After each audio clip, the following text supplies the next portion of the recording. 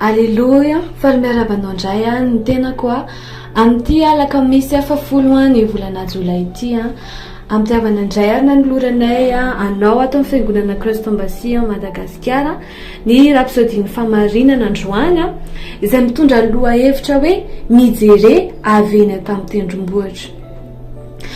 Tenandriamanitra jerentsika ara dia ao amin'ny Kolisiana toko 7:1 ka hatramin'ny 2 dia milaza hoe koa raha miara-nitsangana tamin'ny Kristy ianareo dia katsao ny zavatra any ambony any amin'ny toeran'ny Kristy izay mipetraka eo an-tanankavanan'Andriamanitra sy ny zavatra any ambony fa tsy ny zavatra ety an-tany. Ny fanazava lelan'Andriamanitra hoe manome antsika toromarika mazava ny fomba fiainana sy ny toe-tsaina tokony hananantsika ny ten'Andriamanitra ary ny toko fijerintsika ny fiainantsika. Raisy ohatra izay vao nivakitsika tao amin'ny andiny fanokafana teo, miteny aminao ny tompo mba hifantohanao amin'ny zavatra any an-danitra fa tsy amin'ny zavatra ny tany. Manana fijery eny amin'ny tapin-tendrombohitra. Amen. Mampatsiahy ihany zavatra miavaka izay nolazain'ny tompo tamiko taona marolazy izay, ny lelan'Andriamanitra hoe hoy izy hoe anaka mijere avy eny an-tapin-tendrombohitra. Ny tena nahavariana hozy izy Pasteur Chris dia tsy fantatra akory fa tena tamin'ny tendrombohitra aho raha tsy izy no nilaza tamiko. Hitanao fa tsy zavatra tsapanao ara-batana izany na hoe ara-petsepo. Amen. Fantatro fa misy kristiana milaza hoe andalana izy ireo ary miezaka ny hoeny tamin'ny tendrombohitra.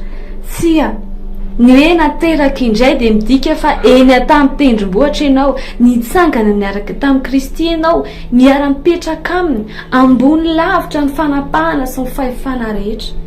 Noho izany mijere avy eny, miana avy eny. Alleloia.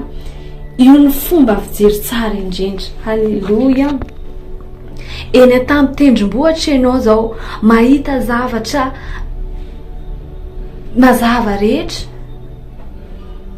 Eny tamin'ny tendrombohitra ampiakaro ny fomba fijerinao ambonin'ny korotana sy ny fetrapetraka zao toy zao ngenao hoe mahita avy any amin'ny tontolo ambony indrindra ianao dia ny any amin'ny tontolo ny fanahy izay tsy misy afa-tsy ny fandresena any, tanjaka, fahasalamana, fanambinana ary fandrosoana tsy misy fiafarany. Saintsay izay vao mivakitsika tao amin'ny andiny fanokafana tao amin'ny Kolisiana toko 7:2 manao hoe saino ny zavatra any ambony fa tsy ny zavatra ety an-tany. Ny eritreritrao, ny fanirinao, ny fifantohana ary ny fanoloran-tenanao dia tokony hitodika amin'ny zava-misy any an-danitra fa tsy amin'ny fanelingelenana eto an-tany. Ampifanaraho fomba fijery avy any an-danitra ny sainao ary miaina ampandresena isan'andro. Amen. Amen. Mino fa tonga saina amin'izany ianao hoe tsy miezaka ny hoeny tamin'ny tendrombohitra intsony ianao fa efa eny tamin'ny tendrombohitra ianao zao, eny amin'ilay tontolo lavitra ny fanapahana sy ny fahefana rehetra.